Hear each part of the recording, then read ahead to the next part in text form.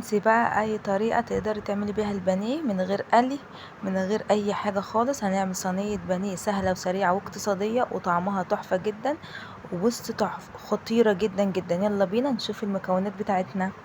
دلوقتي معانا كيلو بانيه، عن زمان شايفين هنحطه كده، غسلته بليمون وملح وظبطته كده، وهنحط عليه مية بصل وبهارات ملح وفلفل اسمر وبهارات فراخ وبابريكا مدخنة وشوية حبهان مطحون.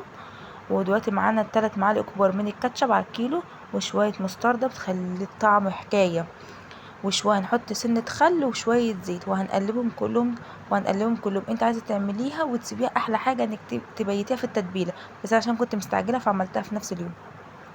دلوقتي معايا صينية هحط فيها شوية زيت وهدهنها، واحط عليها شوية خضار، طماطم وبصل وفلفل زي ما انتم شايفين كده. ولو وصلت لحد هنا متنسيش تعمل لايك للفيديو واشتراك في القناه وتصلي على النبي في الكومنتات، وتقولوا لي الوصفه عجبتكم ولا لا. وهنرش رشه ملح بس كده بسيطه، وهدعك فيها عشان بس تنزل العصاره بتاعه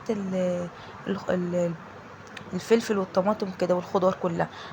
هنرص البانيه فيه وهنحطه في الفرن على درجة حرارة 180. انا بحط من الصاجة تحت، وبعد كده لما بتاخد لون انا بطلعها على الشواية تاخد لون. زي ما انتم شايفين كده الكمية تحفة. تعمليها بقى مع مكرونة، مع عيش، مع بصي، مع اي حاجة. احنا بصراحة اكلناها بالعيش، والصوص كان رهيب بتاع البصل يا بنات، تحفة جدا. وهوريها لكم لما تطلع من الفرن.